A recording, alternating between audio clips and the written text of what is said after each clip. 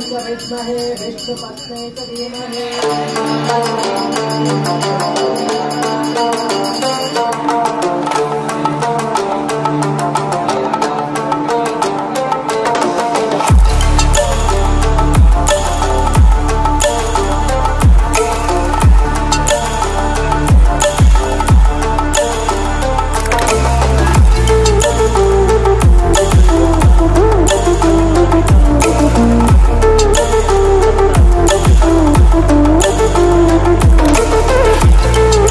ಶೆಟ್ಟರು ಮತ್ತು ಅವರ ಕುಟುಂಬ ವರ್ಗದವರು ತಮ್ಮ ಜಮೀನನ್ನು ಕೊಡ್ತೀವಿ ಅಂತ ಹೇಳಿ ಅವರು ಬಹಳ ಧಾರಾಳವಾಗಿ ಮುಂದೆ ಬಂದರು. ದೇವಸ್ಥಾನದ ನಿರ್ಮಾಣವನ್ನು ಮಾಡೋದಕ್ಕೆ ನಾವು ಸ್ಥಳವನ್ನು ಕೊಡ್ತೇವೆ ಅಂತ.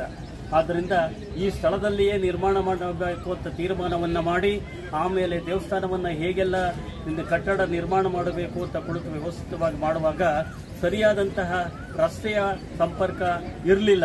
ರಸ್ತೆಯ ಸಂಪರ್ಕ ಇಲ್ಲ ಅಂತ ಒಂದು ಚಿಕ್ಕದಾದಂತಹ ಒಂದು ರಸ್ತೆ ಊರಿನ ಒಳಭಾಗದಿಂದ ಬರಬೇಕಾಗಿತ್ತು.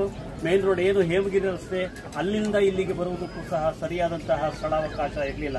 ಆದರೂ ಧೈರ್ಯವಾಗಿ ಎಲ್ಲರೂ ಸಹ ಇದೇ ಸೂಕ್ತವಾದಂತಹ ಸ್ಥಳ ಚೌಡೇಶ್ವರಿ ದೇವಸ್ಥಾನವನ್ನು ಮಾಡೋದಕ್ಕೆ ಸಂಕಲ್ಪವನ್ನು ಮಾಡಿದಾಗ KR ನಾಗರಾಜ್ ಶೆಟ್ಟರು ಮತ್ತು ಕುಟುಂಬದವರು ಸ್ಥಳದಾನವನ್ನು ಮಾಡೋದು ಅದು ತುಂಬ ದೊಡ್ಡದಾದಂತಹ ಒಂದು ಅವಕಾಶ ಆಯಿತು. ನಮಗೆ ನಿರ್ಮಾಣ ಮಾಡೋದಕ್ಕೆ ಅನುಕೂಲ ಆಯಿತು. ಹೊರಗಡೆಯಿಂದ ನಾವೇನು ಹಣ ಸಂಗ್ರಹಣೆಯನ್ನು ಮಾಡಕ್ಕೆ ಹೋಗಲಿಲ್ಲ. ಇಲ್ಲೇ ಎಲ್ಲರೂ ಸಹ ಸೇರಿ ಎಲ್ಲ ಬಹಳ ಧಾರಾಳವಾಗಿ ಅದಕ್ಕೆ ಹಣವನ್ನು ಕೊಟ್ಟು ಚಂದ್ರಶೇಖರ್ ಅಧ್ಯಕ್ಷರಾಗಿ ಮುಂದುವರ್ಕೊಂಡು ಹೋಗ್ತಾ ಇದ್ದಾರೆ. ತುಂಬ ಚೆನ್ನಾಗಿ ಕಾರ್ಯಕ್ರಮ ನಡೆಕೊಂಡು ಹೋಗ್ತಾ ಇದೆ. ದೇವಸ್ಥಾನ ನಿರ್ಮಾಣ ಆಗಿದೆ. ವಿಶೇಷವಾದಂತಹ ದಿನಗಳಲ್ಲಿ ವಿಶೇಷವಾದ ಪೂಜೆ ಪುರಸ್ಕಾರಗಳು ನಡೆಕೊಂಡು ಹೋಗ್ತಾ ಇದೆ. ತಾಯಿಗೆ ಸಾಮಾನ್ಯ ಶಕ್ತಿ ದೇವತೆ ಅಂತ ನಿಮಗೆ ಗೊತ್ತು.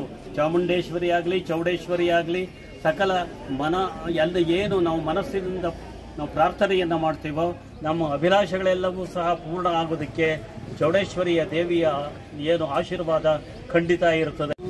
ಸಮಸ್ತೇಷು ವಸ್ತುಷ್ವನುಚ್ಯೂತಮೇಕಂ ಸಮಸ್ತಾನಿ ವಸ್ತೂನಿ ಯನ್ನ ಸ್ಪೃಶಂತಿ ವಿಯದ್ವತ್ ಸದಾ ಶುದ್ಧಮಕ್ಷಸ್ವರೂಪಂ ಸ ನಿತ್ಯೋಪಲಬ್ಧಸ್ವರೂಪೋಹಮಾತ್ಮ. ಚೌಡೇಶ್ವರಿ ತಾಯಿಯ ಪಾದಗಳಿಗೆ ಪ್ರಣಮಿಸಿ ವೇದಿಕೆಯ ಮೇಲಿರುವಂತಹ ಗೌರವಾಧ್ಯಕ್ಷರು, ಅಧ್ಯಕ್ಷರು, ಗೌರವಾನ್ವಿತರು, ಪದಾಧಿಕಾರಿಗಳು, ಶ್ರದ್ಧೆಯಿಂದ ಇರುವಂತಹ ತಾವೆಲ್ಲ ಚೌಡೇಶ್ವರಿಯ ಭಕ್ತರು, ತೊಗುಟವೀರ ಕ್ಷತ್ರಿಯ ಸಮಾಜದ ಕುಲಬಾಂಧವರು. ಮೈಕ್ ಇಲ್ಲ, ಕೇಳಿಸ್ತಾ ಇದೆಯಾ? ಕೇಳಿಸ್ತಾ ಇದೆಯಾ? ಆ ಕಡೆ ಕೇಳಿಸ್ತಾ ಇದೆಯಮ್ಮ? ಎಲ್ಲರೂ ಕೂಡ ಸೇರಿದ್ದೇವೆ. ಜಗನ್ಮಾತೆ, ಜಗತ್ ಚಾಮುಂಡೇಶ್ವರಿ ಹಲವಾರು ಹೆಸರುಗಳಲ್ಲಿ ನಾವು ಕರೀತೇವೆ. ದೇವರ ಆರಾಧನೆ, ಸ್ಮರಣೆ, ಪ್ರಾರ್ಥನೆ. ನಾವೆಲ್ಲರೂ ಕೂಡ ಆ ತಾಯಿಯನ್ನ 3 ರೀತಿಯಲ್ಲಿ ಪ್ರಾರ್ಥಿಸ್ತೇವೆ. ಎಲ್ಲರೂ ಹೇಳಿ: ಜ್ಞಾನ, ಕರ್ಮ, ಭಕ್ತಿ. ಈ 3ಅನ್ನ ನಾವು ತೆಗೆದುಕೊಂಡು ಹೋಗಬೇಕು ಅಂತ ಹೇಳಿ ನಾವು ದೇವಸ್ಥಾನಕ್ಕೆ ಬಂದಿದ್ದೇವೆ. ಒಂದಷ್ಟೊತ್ತು ಕುಳಿತುಕೊಂಡಿದ್ದೇವೆ, ಪ್ರಸಾದವನ್ನು ತೆಗೆದುಕೊಳ್ತೇವೆ. ವಾಪಸ್ ಹೋಗುವಾಗ ಒಬ್ಬ ಹೊಸ ವ್ಯಕ್ತಿಯಾಗಿ ಹೋಗ್ತೇವೆ. ಮನೆಯಲ್ಲಿ ಮೊಸರು ಮಾಡಲಿಕ್ಕೆ ಹೆಪ್ಪಾಗ್ತೀವಿ. ಮೊಸರಲ್ಲಿ ಹಾಲು ಹಾಕ್ತೀವ, ಹಾಲಲ್ಲಿ ಮೊಸರು ಹಾಕ್ತೀವ? ಹಾಲಲ್ಲಿ ಮೊಸರು ಹಾಕ್ತೀವಿ. ಹಾಲಲ್ಲಿ ಮೊಸರು ಹಾಕಿದಾಗ ಮೊಸರು ಸ್ವಲ್ಪನೇ ಹಾಕ್ತೀವಲ್ಲ, ಸ್ವಲ್ಪ ಮೊಸರು ಹಾಕಿದ್ರೆ ಇಡೀ ಹಾಲು ಏನಾಗುತ್ತೆ? ಹೆಪ್ಪುಗಟ್ಟುತ್ತೆ, ಮೊಸರಾಗುತ್ತೆ. ಹಾಲು ಮೊಸರಾಗಲಿಕ್ಕೆ ಸ್ವಲ್ಪ ಮೊಸರು, ಮಜ್ಜಿಗೆ ಬೇಕೇ ಬೇಕು. ನಾವೆಲ್ಲರೂ ಕೂಡ ತಾಯಿ ಹತ್ರ ಬಂದಿದ್ದೀವಿ, ಹೌದಾ? ನಾವೆಲ್ಲರೂ ಕೂಡ ದೇವರ ಹತ್ರ ಬಂದಿದ್ದೀವಿ. ದೇವರಾಗಲಿಕ್ಕೆ ಸ್ವಲ್ಪನಾದರೂ ದೇವರ ಗುಣ ನಮ್ಮಲ್ಲಿ ಇರಬೇಕು ಅಂತ ಹೇಳಿ. ಹಾಲು ಮೊಸರಾಗಲಿಕ್ಕೆ ಹೇಗೆ ಸ್ವಲ್ಪನಾದರೂ ಮೊಸರು ಬೇಕು, ನಾವು ಆ ದೇವರ ಗುಣವನ್ನು ಪಡೀಲಿಕ್ಕೆ ಒಂದು ಸ್ವಲ್ಪ ಆ ಗುಣ ನಮ್ಮಲ್ಲಿ ಬರಬೇಕು ಅನ್ನೋದು ಈ ಕಾರ್ಯಕ್ರಮದ ಉದ್ದೇಶ. ಮನೆಯಿಂದ ಶುರುವಾಗುತ್ತೆ. ಮನೆಯಲ್ಲಿ ಸ್ನಾನ ಮಾಡ್ತೇವೆ, ಮನೆಯಲ್ಲಿ ಪೂಜೆ ಮಾಡ್ತೇವೆ, ಶುಭ್ರವಾದ ಬಟ್ಟೆ ಹಾಕ್ಕೊಳ್ತೇವೆ, ಮನಸ್ಸನ್ನು ಸ್ವಚ್ಛಗೊಳಿಸ್ತೇವೆ. ನನ್ನಲ್ಲಿ ದೇಹವಿದೆ, ಇಂದ್ರಿಯಗಳಿವೆ, ಮನಸ್ಸಿದೆ. ದೇವರು ಯಾರಿಗೆ ಸಿಗ್ತಾನೆ? ಚೌಡೇಶ್ವರಿ ಯಾರಿಗೆ ಕಾಣಿಸ್ತಾಳೆ? ಚೌಡೇಶ್ವರಿಯ 2 ರೂಪ ಇದೆ. ಒಂದು ಸಾಕಾರ ಮೂರ್ತಿ, ಕೈಯಲ್ಲಿ ಖಡ್ಗ ಇದೆ, ಕುಂಕುಮ ಬಟ್ಲಿದೆ, ಕಿರೀಟ ಇದೆ, ಧೀರತ್ವ ಇದೆ, ಶೌರ್ಯ ಇದೆ, ತೇಜಸ್ಸಿದೆ, ಪೀಠಾಸೀನಳಾಗಿದ್ದಾಳೆ. ಇದೆಲ್ಲವೂ ಕೂಡ ಆಕಾರ ಮೂರ್ತಿ. ತಲೆಯ ಆಕಾರದಿಂದ ಭುಜ, ಶರೀರ, ದೇಹ, ಕೈ, ಪದ್ಮಗಳು, ಕಾಲು ಇವೆಲ್ಲ ತಾಯಿಯ ಆಕಾರವನ್ನ ಕಣ್ಣುಗಳಿಂದ ನೋಡ್ತೇವೆ. ಅದರ ಶಾಸ್ತ್ರ ಏನ್ ಹೇಳುತ್ತೆ ಗೊತ್ತಾ? ನಾವೆಲ್ಲರೂ ಮಂಗಳಾರತಿ ಮಾಡುವಾಗ ಹೇಳುವಂತಹ ಮಂತ್ರಗಳೇನು ಹೇಳ್ತೇವೆ ಅಂದ್ರೆ, ನಾವೆಲ್ಲರೂ ತಾಯಿಯ ನಿಜವಾದ ಸ್ವರೂಪದ ಹತ್ರ ಹೋಗ್ಬೇಕು ಅಂತ ಹೇಳಿ ಆಕಾರಕ್ಕೆ ಒಡವೆಗಳನ್ನ ಮಾಡಿದ್ವಿ, ಆಕಾರಕ್ಕೆ ಮಂದಿರವನ್ನ ಕಟ್ಟಿದ್ವಿ, ಆಕಾರಕ್ಕೆ ಅಭಿಷೇಕ ಮಾಡಿದ್ವಿ. ಆದರೆ ನಿಜವಾದ ಸ್ವರೂಪಕ್ಕೆ ಆ ದೇವರಿಗೆ ಬೇಕಾಗಿರ್ತಕ್ಕಂಥದ್ದು ಒಬ್ಬ ಮನುಷ್ಯ ಮಾಡುವಂತಹ ಸರಳ ಪ್ರೇಮ ಭಾವದ ಭಕ್ತಿ. ಕೊನೆಯ ಶಬ್ದ ಹೇಳಿದ್ನಲ್ಲ, ಜ್ಞಾನ, ಕರ್ಮ, ಭಕ್ತಿ.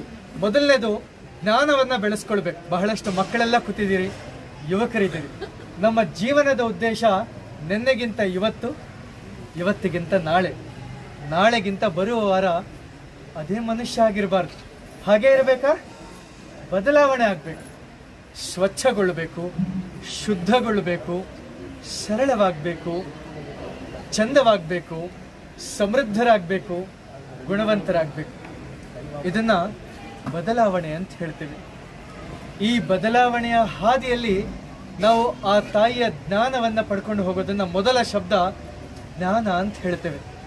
ನಾವು ಜ್ಞಾನವನ್ನ ಪಡಿಬೇಕು, ತಿಳಿದುಕೊಳ್ಬೇಕು, ಏನು ಸರಿ, ಏನು ತಪ್ಪು, ಯಾವ ದಾರಿ ನನ್ನನ್ನು ಕರ್ಕೊಂಡು ಹೋಗುತ್ತೆ.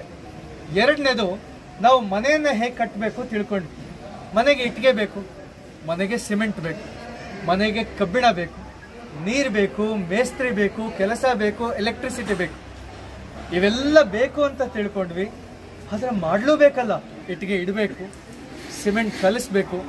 ಇದನ್ನ ಕರ್ಮ ಅಂತ ಹೇಳ್ತೀವಿ, ಕೆಲಸ ಅಂತ ಹೇಳ್ತೀವಿ. ನಾವೆಲ್ಲರೂ ಕೂಡ ಕರ್ಮದಲ್ಲಿ ನಮ್ಮನ್ನು ನಾವು ಶುದ್ಧ ಮಾಡಿಕೊಳ್ಬೇಕು.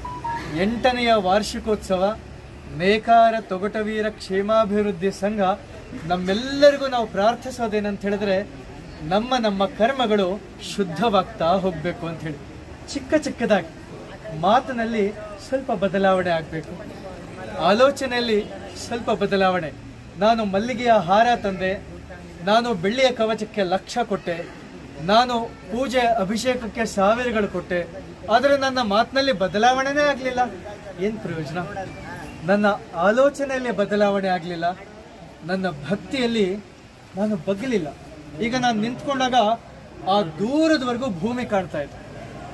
ಇಷ್ಟು ದೊಡ್ಡ ಭೂಮಿ, ನಾನು ಬೆಂಗಳೂರಿನಿಂದ ಇಲ್ಲಿಗೆ ಬರಲಿಕ್ಕೆ 3 ಗಂಟೆ ಪ್ರಯಾಣ ಬೇಕಾಯಿತು. ಇಷ್ಟು ದೊಡ್ಡ ಭೂಮಿಯಲ್ಲಿ ನಾನೊಂದು ಚಿಕ್ಕ ಪ್ರಾಣಿ, ಮನುಷ್ಯ, ನಾನು ಬಹಳ ಚಿಕ್ಕವನು. ಇದು ಗೊತ್ತಾಗೋದೇ ದೇವಸ್ಥಾನದ ಅರ್ಥ. ಮತ್ತೊಮ್ಮೆ ಹೇಳ್ತೀನಿ, ಇಡೀ ದೊಡ್ಡ ಪ್ರಪಂಚದಲ್ಲಿ ನನ್ನನ್ನು ನಾನು ಮಾಡಿದೆ, ಈ ದೀಪ ನಾನು ತಂದೆ, ಈ ಸ್ಟೇಜ್ ನಾನು ಮಾಡಿದೆ, ಈ ಜಾಗ ನಂದು, ಈ ಕೆಲಸ ನಂದು, ಇದು ನಾನು ಮಾಡಿದ್ದು. ನಾನು ಏನೂ ಅಲ್ಲ ಅಂತ ತಿಳಿದುಕೊಳ್ಳೋದೇ ದೇವಸ್ಥಾನದ ನಿಜವಾದ ಉದ್ದೇಶ. ಪ್ರವಚನ ಏನಕ್ಕೆ ಹೇಳ್ತೀವಿ? ನೀನು ಯಾರು? ನಾನು ನಿಜವಾಗ್ಲೂ ಯಾರು? ನನ್ನ ಸಾಮರ್ಥ್ಯ ಏನು? ನಾನೇನಿದೆ, ನಾನೇನು ತಿಳ್ಕೊಂಡಿದ್ದೇನೆ? ದೇವರ ಹತ್ರ ಬಂದು ಭಗವಂತನ, ನಮ್ಮ ಲೋಕೇಶ್ ಅವರು ಭಕ್ತಿ ಗೀತೆಗಳನ್ನು ಬರೆದಿದ್ದಾರೆ. ಈ ಭಕ್ತಿ ಗೀತೆಯಲ್ಲಿ ಅರಿಶಿನ ಕುಂಕುಮ ಇದೆ, ಜಲಮಜ್ಜನ ಇದೆ, ತಾಯಿಯ ಪ್ರಾರ್ಥನೆ ಇದೆ, ತಾಯಿಯನ್ನು ಹೇಗೆ ಪ್ರಾರ್ಥಿಸ್ತಾರೆ ಅನ್ನೋದಿದೆ. ಇವೆಲ್ಲದರ ಉದ್ದೇಶ ವಿದ್ಯಾ ದದಾತಿ ವಿನಯಂ ಅಂತ ಹೇಳ್ತಾರೆ. ನಾನು ನಮಗೇನು ಕೊಡಬೇಕು? ವಿನಯವನ್ನು ಕೊಡಬೇಕು ಅಂತ ಹೇಳಿ. ಈ ಕಾರ್ಯಕ್ರಮದ ಉದ್ದೇಶ, ಇಲ್ಲೊಂದು ನಾವು 10 ನಿಮಿಷ ಕುಳಿತುಕೊಂಡ್ವಿ, ಆಮೇಲೆ ಪ್ರಾಕಾರೋತ್ಸವಕ್ಕೆ ಹೋಗ್ತೇವೆ. ನಮ್ಮೆಲ್ಲರಲ್ಲೂ ಕೂಡ ದೇಹ ಮನಸ್ಸು ಶುದ್ಧಗೊಳ್ಬೇಕು. ಪ್ರತಿದಿನ ಸ್ವಚ್ಛ. ಒಂದು ದಿನ ಉತ್ಸವ ಆಯಿತು ಸರಿಯೋಯ್ತು ಅನ್ನೋದಲ್ಲ, ಜೀವನ ಪೂರ್ತಿ ಇದೊಂದು ತಪಸ್ಸು, ಇದೊಂದು ಸಾಧನೆ.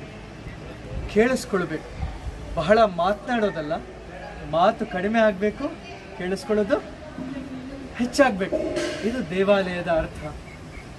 ಟ್ರಸ್ಟ್ನವರು ಪ್ರತಿ ವರ್ಷದಂತೆ ಈ ವರ್ಷವೂ ಕೂಡ ತಮ್ಮೆಲ್ಲರನ್ನೂ ಸೇರಿಸಿ ಈ ಎಲ್ಲ ದೇವಿಯ ಉತ್ಸವಗಳಲ್ಲಿ ತಮ್ಮನ್ನೆಲ್ಲ ಜೋಡಿಸ್ತಿದ್ದಾರೆ. ಬೆಳ್ಳಿಯ ಕವಚ, ಪ್ರಾಕಾರೋತ್ಸವ, ದೀಪಾಲಂಕಾರಗಳು, ಅಭಿಷೇಕಗಳು, ಮಹಾಮಂಗಳಾರತಿ, ನಾವೆಲ್ಲರೂ ಕೂಡ ಸೇರಿ ದೇವರ ಕಾರ್ಯ ಮಾಡುವಂತಹ ಕೆಲಸ ಇದೆ. ನಾವೆಲ್ಲರೂ ಈ ಜಾಗದಲ್ಲಿ ನಮ್ಮನ್ನು ನಾವೇನು ತಿಳ್ಕೊಳ್ಬೇಕು ಅಂದರೆ, ನಾನು ಹುಟ್ಟಿದ್ದೇನೆ ಹಾಗೆ ಸಾಯಬಾರ್ದು. ಮನುಷ್ಯನಾಗಿ ಹುಟ್ಟಿರೋದು ಒಂದು ವಿಶಿಷ್ಟ ವ್ಯಕ್ತಿ ಆಗಲಿಕ್ಕೋಸ್ಕರ. ಅದನ್ನೇ ಜ್ಞಾನ, ಕರ್ಮ, ಭಕ್ತಿ ಅಂತ ಹೇಳ್ತೀವಿ. ಜ್ಞಾನದಿಂದ ಕರ್ಮಗಳನ್ನು ಆಚರಿಸಬೇಕು. ಜ್ಞಾನದಿಂದ ಕರ್ಮಗಳನ್ನು ಆಚರಿಸ್ತಾ ಭಕ್ತಿಯೆಡೆಗೆ ನಾವು ಹೋಗಬೇಕು. ಭಕ್ತಿಗೆ ಇನ್ನೊಂದು ಪದ ಸಮರ್ಪಣೆ. ನಾನು ಅಂದುಕೊಂಡಾಗೆ ಆಗಬೇಕು ಅನ್ನೋದಲ್ಲ, ನಾನು ಹೇಳಿದಾಗೆ ಆಗಬೇಕು ಅನ್ನೋದಲ್ಲ, ಹೇಗೆ ಆಯಿತು ನಿನ್ನ ಕೃಪೆ ಇರಲಿ ತಾಯಿ ಅನ್ನುವ ಭಾವ ನನ್ನ ಮನಸ್ಸಿನಲ್ಲಿರಬೇಕು ಅಂತ ಹೇಳಿ. ಇಷ್ಟು ದಿನ ಬೇಸಿಗೆ ಇತ್ತು.